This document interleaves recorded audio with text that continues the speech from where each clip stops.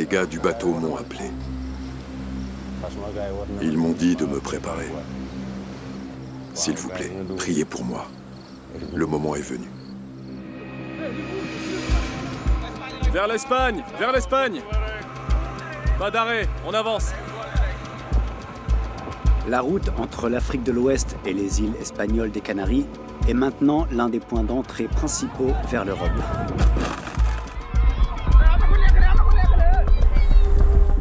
Mais c'est aussi rapidement en train de devenir l'une des traversées les plus meurtrières au monde pour ces migrants. La mer fait peur, elle fait vraiment peur. On estime que 70 000 migrants devraient tenter cette traversée cette année. C'est un trafic qui génère maintenant plusieurs millions de dollars. Si tu prends un gros bateau, on parle de beaucoup d'argent. Bravant des jours, voire parfois même des semaines en mer. Certains arriveront à destination, mais des milliers d'entre eux mourront en chemin.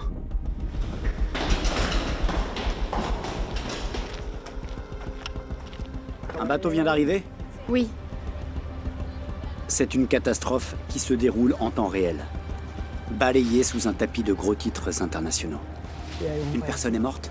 Ouais. Horrible, horrible. Je veux donner un visage à cette souffrance, pour que les histoires de ceux qui sont morts en mer puissent être ramenées à la surface.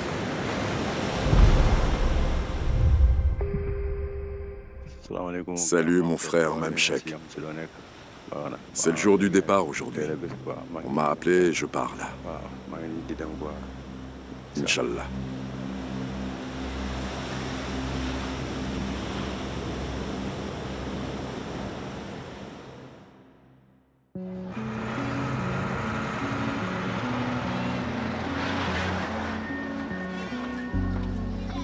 Mon nom est Mamshek Mbaye.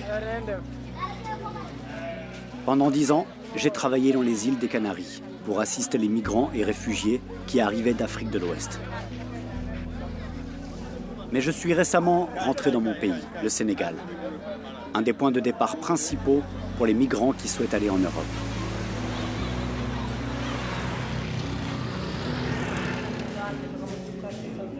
Aujourd'hui, je dirige un centre pour les jeunes d'ici qui souhaitent trouver un travail et construire leur vie au Sénégal.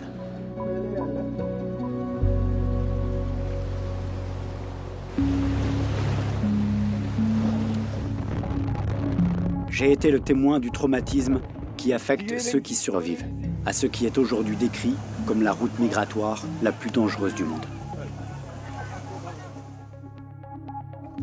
La plupart des migrants partent de la Mauritanie, du Sénégal ou même parfois de la Gambie. Depuis le Sénégal, on parle de plus de 1000 km à travers l'océan Atlantique. Près de 10 fois la distance parcourue par les autres migrants qui traversent la Méditerranée.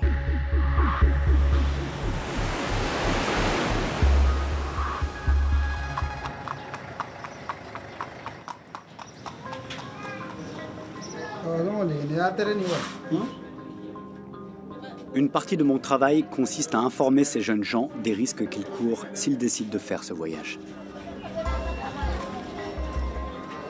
Aujourd'hui, un groupe de locaux se sont réunis pour discuter du problème et m'ont invité à participer.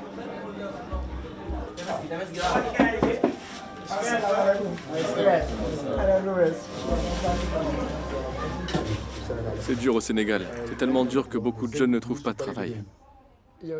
Et tu es allé sur un bateau ? Ouais. Je n'avais rien pour nourrir ma famille. Si ta famille compte sur toi, qu'est-ce que tu es censé faire d'autre ? Beaucoup de jeunes d'ici prennent ces bateaux pour l'étranger. Ce n'est pas parce que nous n'avons rien pour survivre ici. C'est parce que nous n'avons pas d'opportunité pour améliorer nos vies. Tes parents comptent sur toi, mais tu n'as rien à leur donner. À chaque fois qu'un bateau prend le large, c'est un risque. Mais si j'en vois, je saute dedans. Plus de migrants et de réfugiés ont débarqué sur les côtes des Canaries l'an dernier qu'à tout autre moment dans le passé. Près de 40 000 y sont arrivés, soit 2 fois plus que l'année précédente. Et plus de 70 000 sont attendus en 2024. Presque tous viennent d'Afrique noire. Beaucoup d'entre eux fuient la pauvreté, mais aussi la guerre, divers conflits et le dérèglement climatique.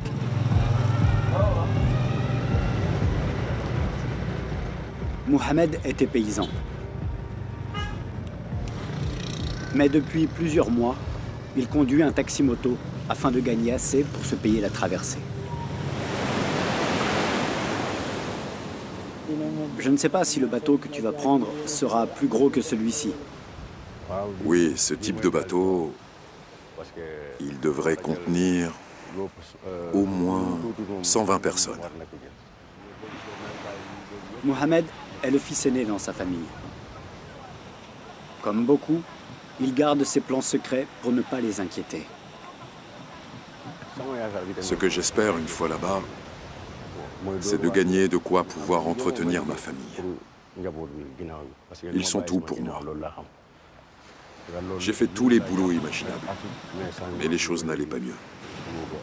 S'ils m'appellent aujourd'hui ou même là, tout de suite, je te laisse tomber et j'y vais.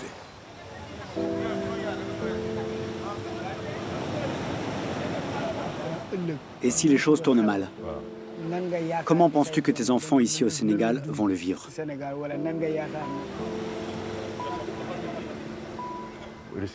Personne ne sait ce qui pourrait m'arriver une fois en mer. Les esprits malfaisants de la mer pourraient me tuer. Le bateau pourrait se renverser et tuer tout le monde. Si tu tombes à l'eau, à quoi vas-tu t'accrocher? Tu ne peux qu'en mourir, mais il faut prendre le risque. Si tu n'as pas d'argent, tu ne comptes pas. Je suis leur seul espoir et je n'ai pas d'argent.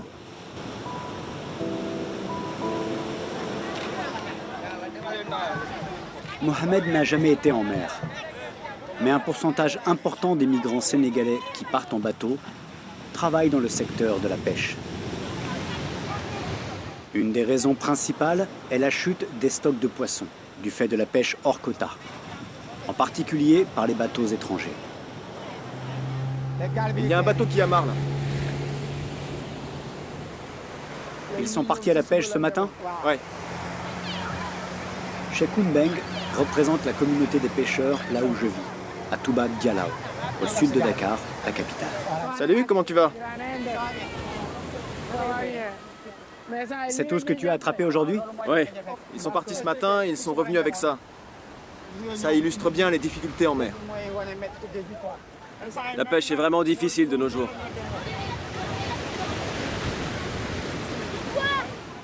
Beaucoup blâment l'accord entre le Sénégal et l'Union européenne qui donne le droit à leurs navires de pêcher dans nos eaux territoriales. Et pareil pour les bateaux chinois. Ils devraient dire aux Chinois de partir. Ils détruisent la mer. Quel problème vous causent les Chinois? Ils prennent tout le poisson. Parfois, en pleine nuit, ils s'approchent de la côte. Et cela n'est pas juste. Et ceux d'entre vous qui travaillent sur les bateaux, si vous ne pouvez plus gagner votre vie avec la pêche, vous partez pour l'Espagne, c'est ça? Oui, vers l'Espagne. Ceux qui sont morts en mer, essayez juste d'aider leur famille. Cheikhou dit que les réseaux de trafiquants paient aussi les pêcheurs pour qu'ils naviguent vers l'Espagne avec leurs bateaux. C'est comme une mafia. Ils organisent ces voyages juste pour gagner de l'argent. Ils payent 2 ou 3 capitaines et ils leur demandent d'emmener le bateau vers sa destination finale. Il faut quelqu'un qui a de l'expérience pour naviguer jusqu'en Espagne. Et ça, c'est pas donné à tout le monde. Au bout d'un moment, on allait tous d'un enterrement à l'autre parce que tout le monde a perdu de la famille ici. C'est un désastre.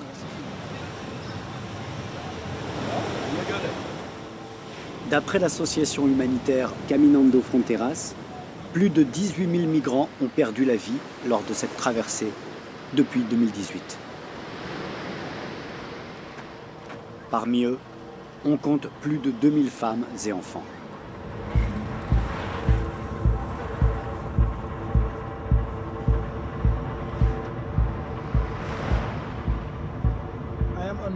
Je suis en route pour Goup, un petit village de pêcheurs au nord du Sénégal, afin de rencontrer quelques femmes qui sont parfaitement au fait des dangers de ce voyage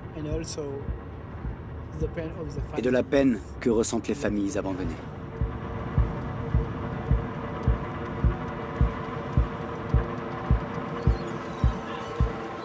L'hiver dernier, cette communauté a vécu une tragédie lorsque les corps de 4 de leurs jeunes femmes ont été perdus en mer.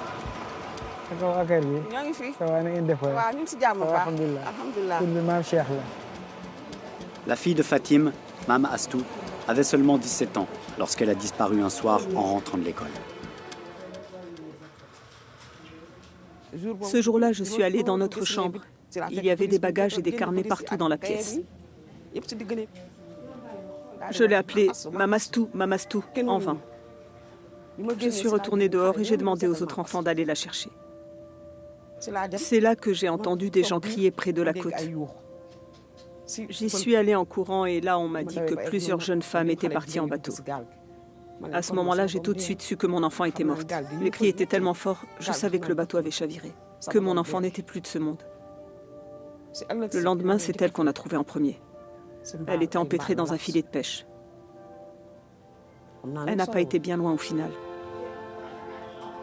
La fille de Fatim n'avait rien dit sur son envie de se rendre en Espagne par les pirogues. Ah, c'est toi avec elle, là? Oui. C'est beau, ça montre à quel point vous étiez proches.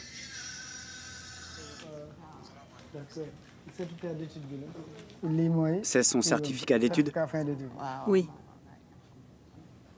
Elle a été diplômée cette année? Oui, cette année. J'ai du mal à comprendre pourquoi elle a décidé de partir et de gâcher tout ça. Personne ne comprend. Moi-même, je ne comprends pas. Elle me disait, « Maman, une fois diplômée, je vais bien m'occuper de toi. » Mais Dieu en a décidé autrement. Dieu a choisi autrement.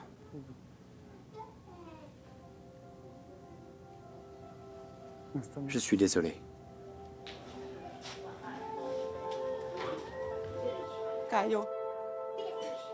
Comme Fatim, j'ai du mal à comprendre ce qui a pu motiver Mame Astou à prendre une telle tragique décision.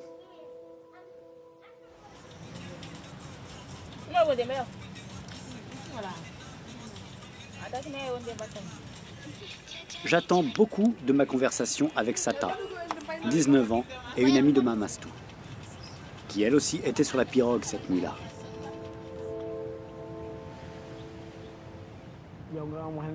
En tant que quelqu'un qui connaissait du monde sur ce bateau, quelqu'un qui a perdu des amis et qui aurait pu aussi perdre la vie, comment te sens-tu?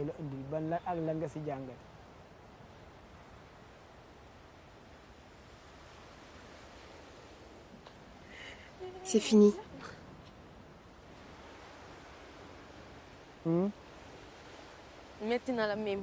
Ça fait mal, mais on ne peut rien y faire. J'aurais pu être l'une d'entre elles, mais Dieu m'a sauvée. Après ce qui s'est passé, maintenant que tu as perdu tes amis, as-tu changé d'avis? Non. Non, je n'ai pas changé d'avis. Cet endroit, c'est ce que c'est. Si tu meurs, au moins tu n'auras pas à souffrir d'autre chose. Comme la souffrance de ta mère, de ton père et de ta famille.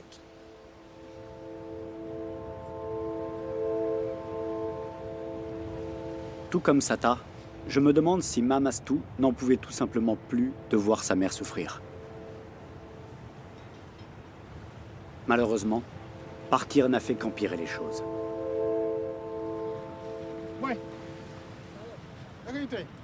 Où allons-nous? Nous allons là où la pirogue a chaviré.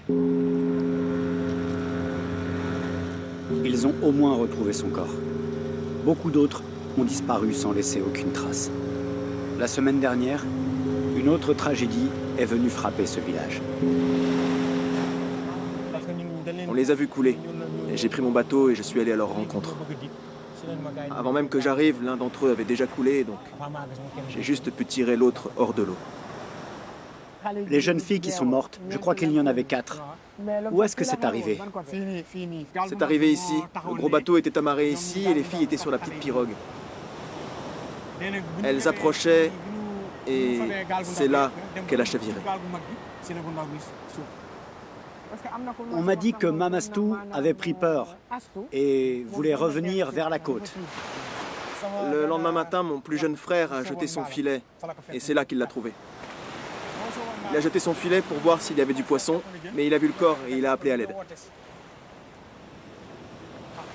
C'est dur. Oui, très.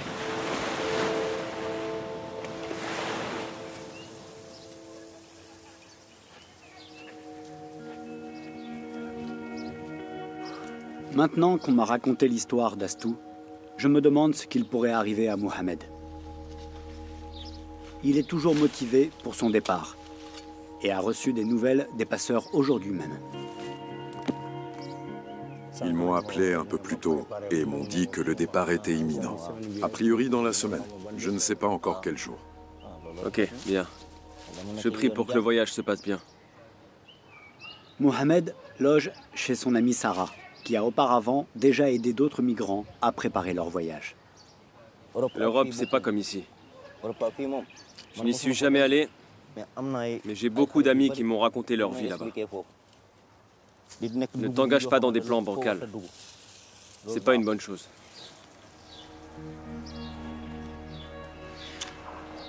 Mohamed n'a pas vu sa famille depuis presque 1 an.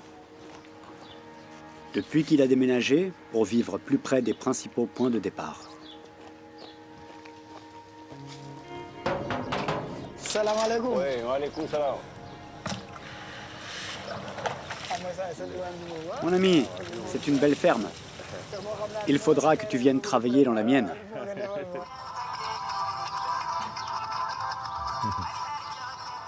Voilà ma femme. Elle est très belle et très jeune. Est-ce qu'elle sait que tu veux prendre une des pirogues? Je ne lui ai pas dit, mais elle le sait. Elle le sait, elle voit bien que j'ai changé. Pour éviter d'être détectés, les passeurs ne préviendront Mohamed du départ qu'au dernier moment. Il doit donc être prêt. C'est là que je vis. Ah, c'est là que tu vis. C'est bien. C'est le sac pour mes vêtements. Et tu sais, pour ce genre de voyage, tu ne peux pas trop emmener. Non, pas de vêtements, mais à manger peut-être. Les gars m'ont dit que la pirogue risque de tanguer de temps en temps. Les gens prennent peur quand ça arrive. Il y a des noix que l'on mâche et ça aide. Ça aide à contrôler la peur. Ça aide avec la peur. Si tu as le mal de mer. Oui, si tu as le mal de mer. Les passeurs créent des groupes en ligne pour prévenir les migrants des potentiels départs. Ok. Le temps est avec nous. Ça devrait bien se passer mercredi, jeudi. Plein d'informations sur les pirogues. Quand elles partent, c'est les infos qu'ils partagent. C'est comme ça que ça marche. Là voilà, cette pirogue, elle l'a quittée il n'y a pas longtemps. Ça me donne du courage. Pourquoi du courage? Il y a plein de gens sur le bateau. Personne n'est mort. La réalité, malheureusement, n'est pas réjouissante. Mohamed s'apprête à passer des semaines en mer. L'océan est glacial et les gens sont vite à court d'eau et de nourriture. Donc c'est là que tu vas acheter ce dont tu as besoin? Ouais, tout ici. Salam alaikum. Salam alaikum. J'aimerais acheter quelques biscuits et 2 packs d'eau. Voilà. Donc ça, ce sont les biscuits? Oui, ce sont les biscuits. Ok. Tu penses que ça va être assez? Oui, ça sera assez. Il va sûrement y avoir beaucoup de monde sur le bateau. Où est-ce que tu comptes les garder? Ou est-ce que tu vas les partager? Non, non, c'est seulement pour moi. Chaque passager doit se débrouiller. Ok, donc tu prends ça et je vais prendre ça. Merci beaucoup.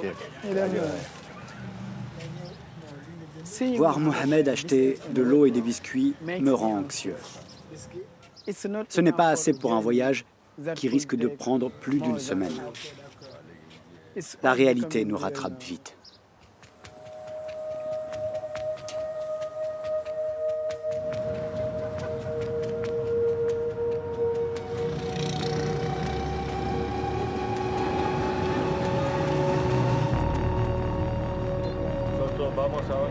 Nous nous rendons à l'arsenal militaire. C'est là que se trouvent nos bateaux. Traverser l'océan en pirogue pour atteindre les Canaries n'est pas la voie normale. Et Mohamed risque donc d'être intercepté avant ou pendant le départ.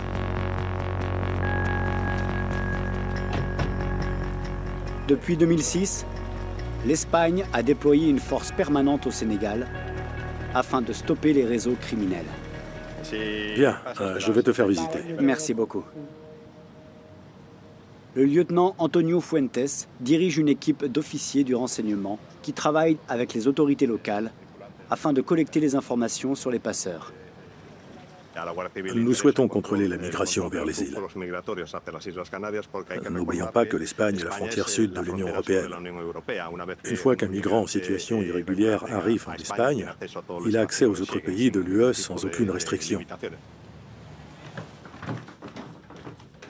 Au premier semestre 2024, plus de 2000 migrants ont été interceptés alors qu'ils tentaient la traversée vers les Canaries.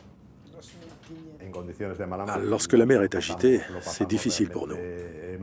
Alors, imagine ce que ça doit être pour un bateau de migrants.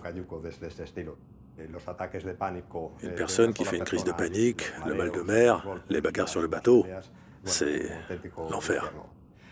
A priori, un navire comme le vôtre, comparé à un bateau de migrants, ça joue pas mal en votre faveur lors d'une interception. Pas toujours. C'est comme chercher une aiguille dans une botte de foin.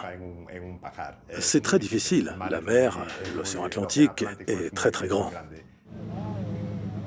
2 jours plus tôt, l'équipe d'Antonio et la police locale ont intercepté un bateau avec plus de 250 migrants à son bord. Lorsque vous les interceptez, comment réagissent-ils? Tristesse ou déception. Ils ont un rêve et d'une certaine façon, nous le brisons. Mais si on y pense autrement, nous sauvons aussi sûrement leur vie. Les jeunes hommes voient les trafiquants comme des sortes de sauveurs, parce qu'ils leur offrent une porte de sortie. Les mafias qui organisent ces voyages se sont rendus compte que c'était comme de trafiquer de la drogue. D'autant plus que les chances d'être pris sont faibles. Pour eux, un migrant est une simple marchandise. Ils transportent des gens comme ils pourraient transporter de la drogue ou des armes. Ce sont simplement des victimes. Mohamed a payé 1 000 $ pour son ticket, bien qu'il ne paiera le montant entier qu'après être arrivé en Espagne. Il n'a pas reçu de nouvelles de son contact depuis plus d'1 semaine, et ça l'inquiète. C'est bruyant là, t'es où? T'es en train de chercher un autre organisateur? Non, non. Je suis juste au bord de la mer. Je t'attends toi, personne d'autre. C'est juste une complication provisoire entre la météo et la police.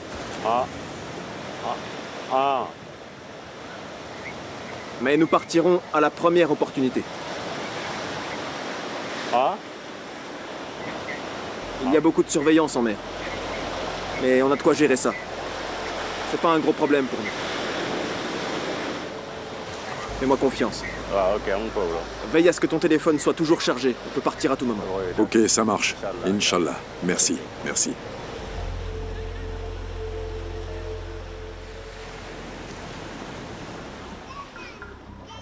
Après plusieurs jours à essayer de rencontrer un passeur local, nous en avons enfin trouvé un prêt à me parler. Il a par contre demandé à rester anonyme. Je veux lui poser des questions sur son rôle dans ce commerce meurtrier.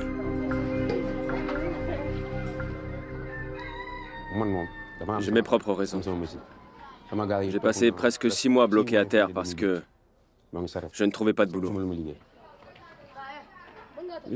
Si tu prends un gros bateau avec 200, 300 personnes de capacité, qu'elles paient chacune 488 $, on parle de beaucoup d'argent. On estime que les criminels gagnent à peu près 150 millions de dollars par an sur cette route. Mais à quel prix?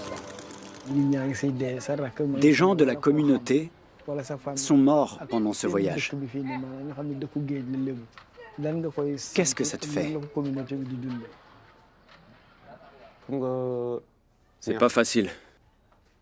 Si tu meurs, c'est pas moi qui t'ai tué. Tu m'as dit que tu voulais partir. Si je m'apprête à partir en mer et que tu veux monter sur mon bateau, je ne vais pas t'arrêter. Et que penses-tu du fait que ce business est non seulement risqué, mais aussi illégal? Que ce que tu fais est un crime. C'est un crime. Et ceux qui se font attraper devraient aller en prison. Mais il n'y a pas de solution. On voit des gens dans l'eau qui sont morts. Mais les bateaux continuent leur route.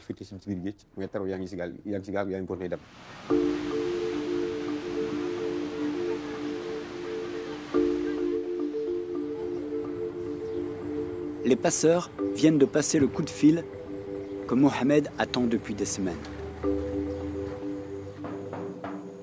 Assalamu alaikum. Wa alaikum salam.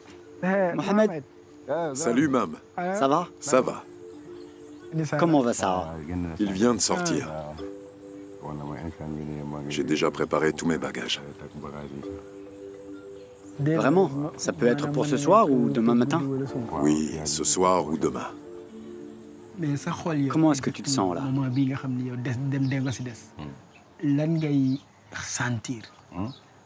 Une fois que les gars appellent, une fois sur le bateau, mes peurs vont s'envoler.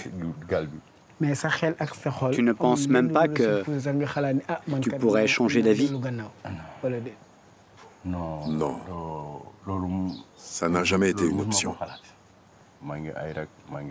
Je sais pourquoi je fais ça.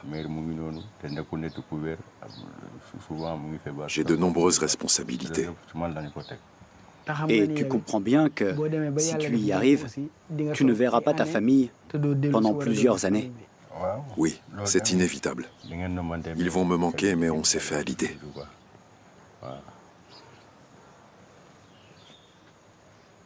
C'est comme ça. Mais si tu rencontres un de mes enfants à l'avenir, tu connais mon parcours. J'espère que tu seras gentil avec eux. Quoi qu'il arrive, une fois là-bas, Ouais, tu as mon numéro. ouais, Inch'Allah. Ne m'oublie pas. Aux Canaries, j'ai rencontré beaucoup de gens qui sont arrivés par bateau. Mais c'est la première fois que je dis au revoir à quelqu'un qui s'apprête à en prendre un. Mon grand, toi seul sais ce que ton cœur désire. Que Dieu soit avec toi, en espérant que tout aille pour le mieux. Inch'Allah. Amen. Merci beaucoup. Je suis très content, vraiment. Je suis très content.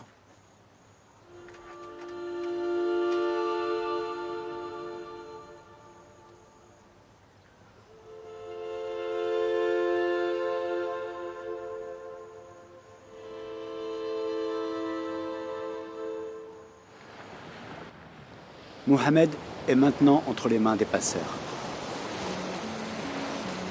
Salut mon frère, Bamchek. Je pars là.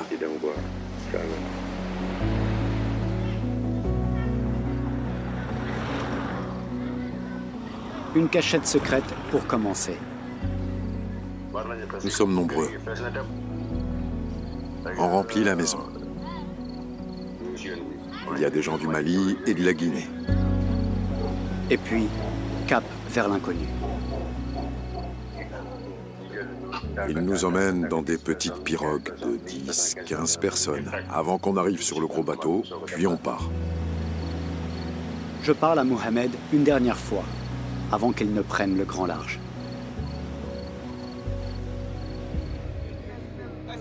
Vers l'Espagne, vers l'Espagne. Jusqu'au bout. Mes gars, vous voyez à quoi ressemble la mer? Elle est toute blanche. C'est la mer.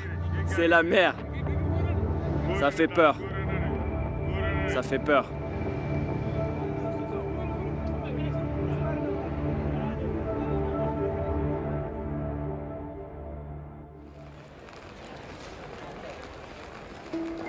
Cela fait maintenant 5 jours que Mohamed a quitté le Sénégal. Si tout s'est passé comme prévu, il devrait maintenant approcher les Canaries. Et c'est là que je me rends moi aussi. Quand je vois le vaste océan, c'est effrayant d'imaginer que Mohamed est là-bas au loin. Le voyage peut prendre plus d'une semaine, à condition qu'il y survive. Par avion, ça ne me prend que 2 heures.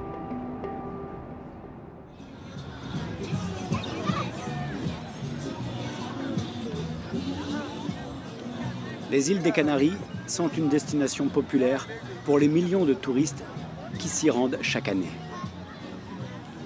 Un contraste flagrant avec le voyage que des milliers de migrants entreprennent pour rejoindre ces mêmes plages. Lamine, quoi de neuf, mec? Sheikh, tu m'as manqué. Comment ça va? Une simple promenade sur Tenerife, la plus grande île. Et je tombe déjà sur un groupe de compatriotes. C'est le meilleur ami de mon frère. Mais arriver sur les îles n'est parfois que le début de la lutte. Cela peut prendre plusieurs années avant qu'un migrant n'obtienne le droit de résider et de travailler ici. Bounama Faye, un vendeur à la sauvette, est arrivé par bateau du Sénégal il y a déjà 4 ans. Une fois arrivé en Espagne, quelles étaient tes premières impressions? C'est pas facile parce que quand tu arrives ici, c'est très dur de trouver du boulot. Tu dois constamment éviter la police. Parfois, il y a aussi du racisme.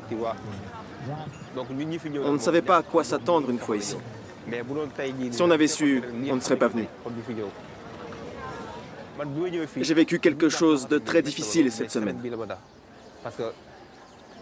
Être dans un pays étranger et perdre un parent. J'ai perdu ma mère la semaine dernière.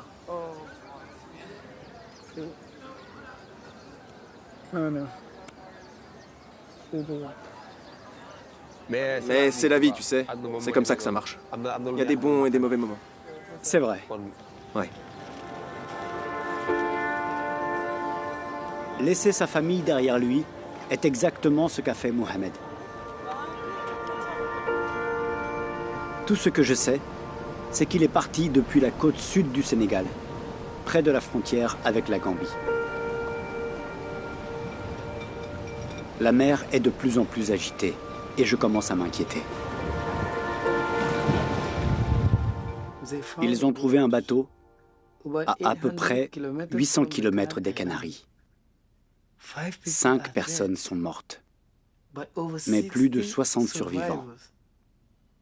Le bateau était perdu et en route vers le Brésil. Ils pensent que le bateau était parti de la Gambie. Mohamed nous avait dit qu'il partirait près de la Gambie avec 60 personnes à bord. Est-ce que c'est son bateau? Il n'est pas rare pour ces bateaux de perdre le cap et de rater les Canaries. Ils se retrouvent au milieu de l'Atlantique avec des migrants qui meurent de soif, de faim et du froid. Salut. De retour au Sénégal, la nouvelle de la tragédie se répand vite.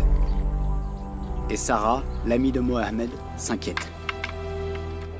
Je n'ai toujours pas reçu de nouvelles de Mohamed. Son téléphone ne sonne pas. Je ne sais même pas quoi dire ou faire. Donc pas de nouvelles? Je n'ai pas de nouvelles de lui. Depuis qu'on m'a dit que 5 personnes sont mortes, je n'arrive plus à dormir. Je n'ai même pas arrosé mes récoltes. On m'a dit qu'un autre bateau allait arriver. Je suis là, à attendre.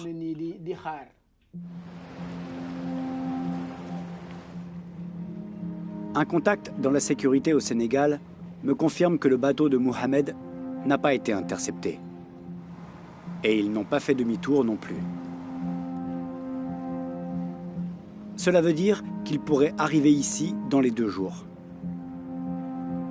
Mais il est impossible de savoir où et quand.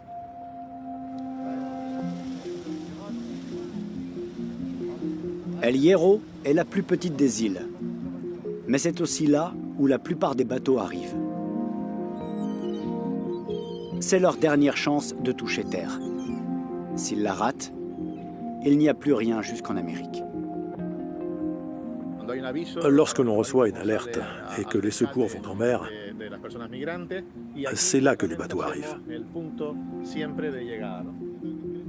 Alexis Ramos est un bénévole de la Croix-Rouge et il a assisté des milliers de migrants ces dernières années. C'est un endroit clé pour nous, puisque c'est le port le plus avancé sur cette route. La situation, une fois qu'ils arrivent, peut être très compliquée, très dramatique. En 2023, le nombre de migrants qui sont arrivés ici a surpassé la population locale. Et à travers les Canaries, les autorités confirment qu'elles ont du mal à faire face.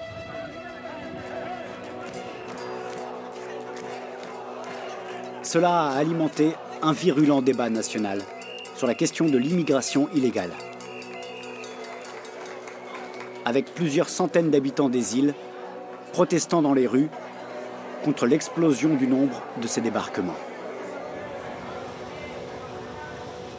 N'ayant pas les infrastructures nécessaires pour accueillir plus de bateaux, les autorités d'El Hierro ont installé un centre d'urgence.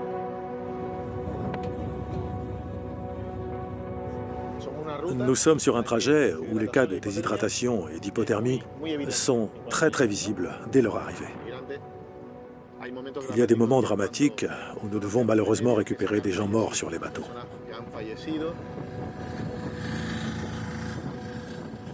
Vous savez, c'est dur pour tout le monde, n'est-ce pas?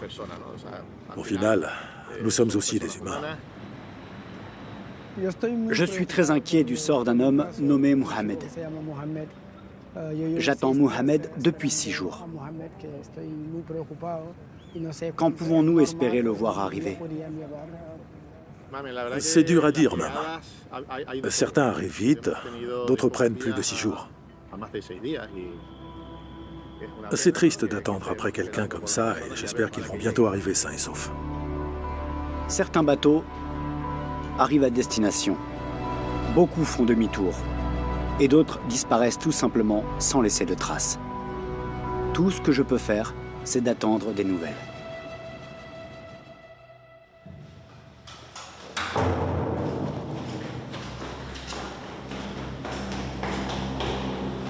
Quelques heures plus tard, en pleine nuit, je reçois un appel d'urgence.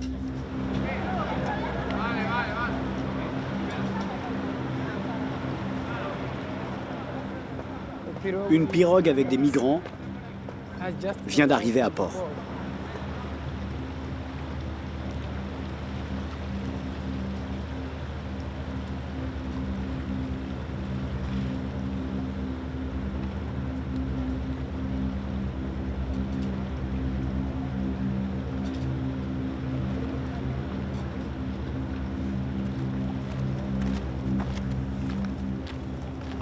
Savez-vous d'où ils viennent? Sénégal? Mauritanie? Je ne sais pas. Ils sont juste venus à leur aide au plus vite. Mohamed se trouve-t-il sur ce bateau?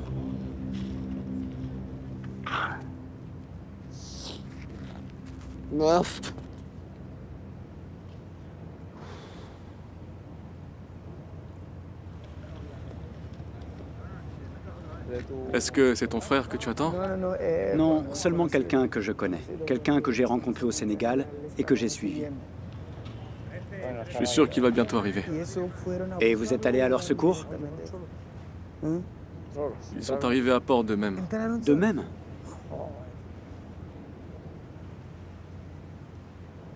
Donc, vous ne les aviez pas détectés? Il fait un temps vraiment mauvais là-bas. Oui, je sais. Officieusement, un membre de l'équipe de secours me confirme que ce bateau arrive de la Mauritanie et qu'un corps a été retrouvé. Est-ce que c'est le bateau que tu attendais? Non, non, non. Non, on m'a dit qu'il arrivait de la Mauritanie. Quelqu'un est mort? Ouais. Mon Dieu. Encore un qui ne finira pas le trajet. Il est en mauvaise posture là-bas.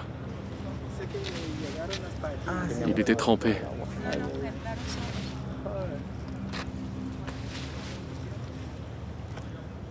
Horrible.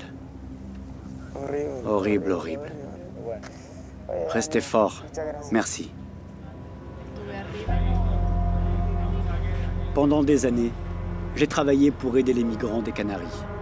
Mais ce soir, il n'y a rien que je puisse faire. Je n'avais jamais vu un bateau arriver avant. Je me sens triste. Très triste.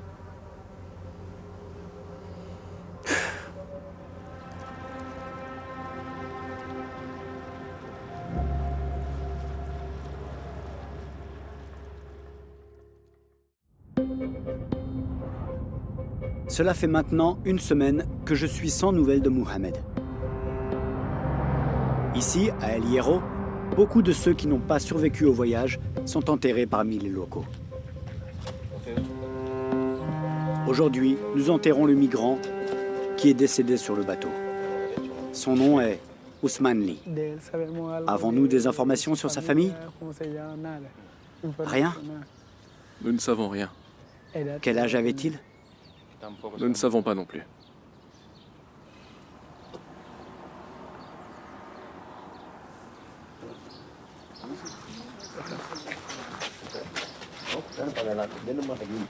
La plupart des décès sur cette route restent non identifiés. Dans près de 80% des cas, le pays d'origine est listé en tant qu'inconnu.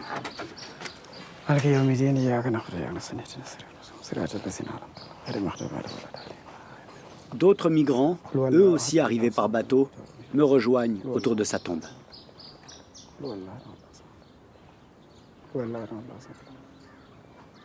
Sa famille doit être en train d'appeler pour avoir de ses nouvelles. Mais que leur dire? Je suis sûr que certains pensent que leurs proches sont arrivés sains et saufs. Sa mère doit être inquiète. C'est terrible.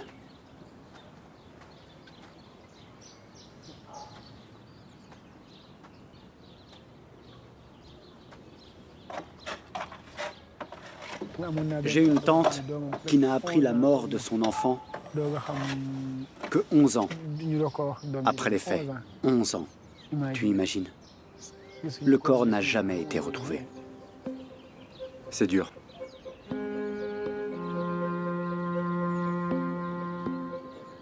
La tombe d'Ousmane Ly porte son nom, mais la plupart d'entre elles ici n'ont que des numéros.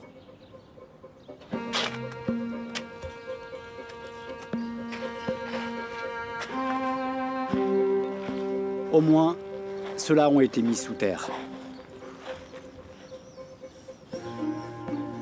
Pour d'autres, ils ne reviendront jamais du fond de l'océan.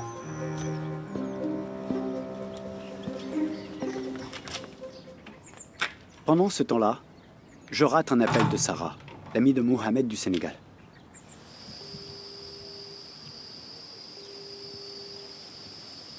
Allô?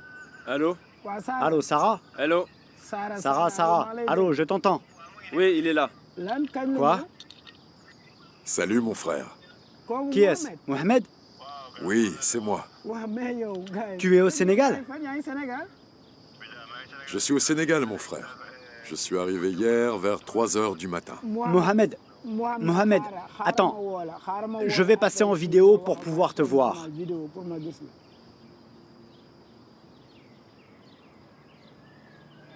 Dieu merci, je te vois enfin. J'étais vraiment inquiet.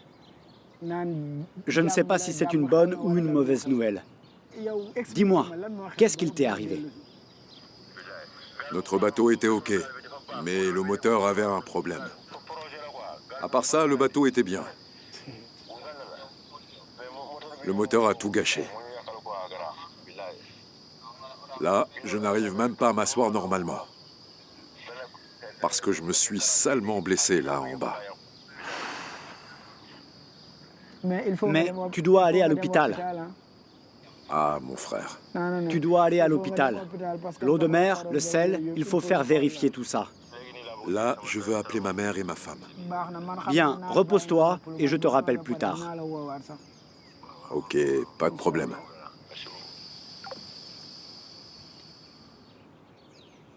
Je n'arrive pas à croire que c'était Mohamed qui m'appelait du Sénégal. Après toute cette attente aux Canaries, je suis content de savoir que Mohamed est vivant.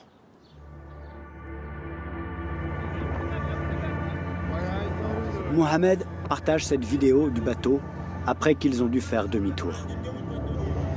La tombe n'est pas sûre. La tombe, c'est autre chose. Laisse-les parler de la mort. La mer est plus dangereuse que la mort. Le bateau n'y est pas arrivé.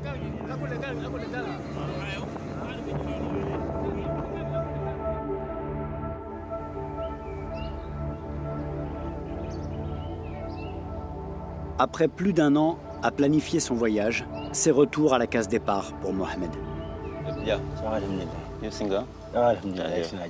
Comment tu te sens? La douleur. Ça doit faire vraiment mal. Bois ça et reprends le moral. Sarah, son amie, s'occupe de lui. Si j'avais pu saboter le bateau pour éviter qu'on puisse faire demi-tour, je l'aurais fait. Je vois bien la souffrance que tu ressens. Ne laisse pas ça te faire peur. Reste fort. Sur le bateau, Mohamed a dû rester debout la plupart du temps à cause du manque de place et dormir dans de l'eau de mer mélangée à du fioul. Il a aussi dû boire de l'eau de mer. Et tout cela lui a causé de sérieux problèmes de santé.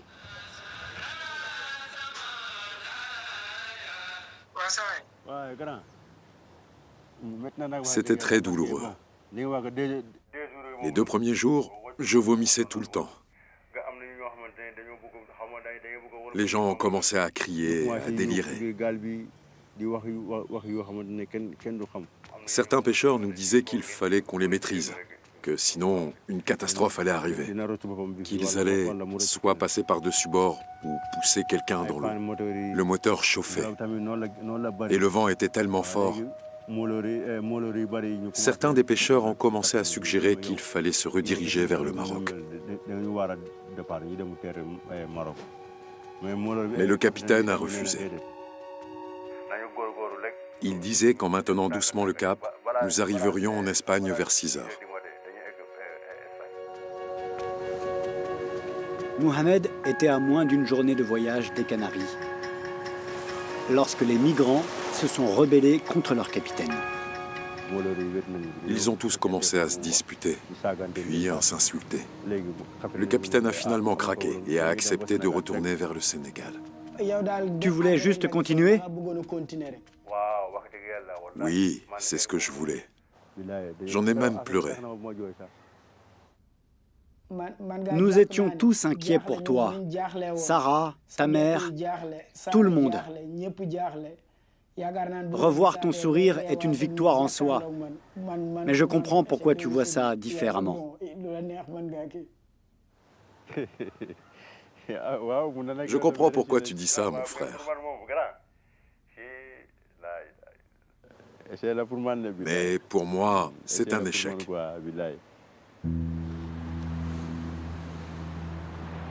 Mohamed a survécu à son voyage.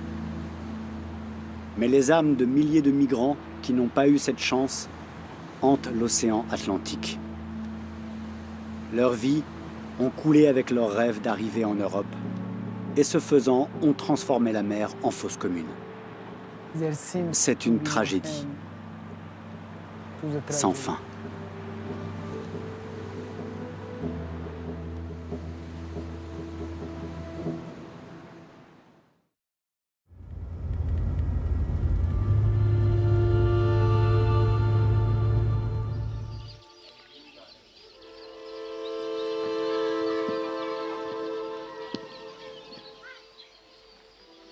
Après un an sans voir sa famille, Mohamed est finalement de retour dans son village de Tambacounda, loin de la côte.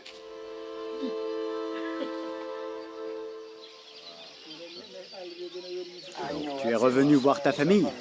Oui, je suis revenu voir ma famille. Mais je suis toujours prêt à prendre ce risque. J'espère pouvoir y retourner pour réessayer. Avec tous ces risques, tu penses toujours que l'Europe est la seule option et que tu dois t'y rendre? Oui, je te jure, c'est ce que je pense. Ce serait mieux pour moi. Et si je meurs, c'est que Dieu en aura décidé ainsi.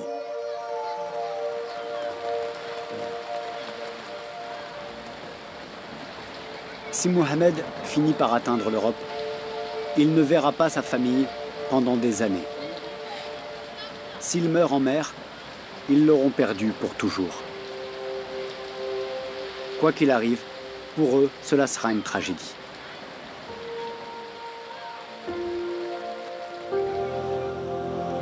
Les jeunes comme Mohamed ont besoin d'opportunités pour rester au Sénégal.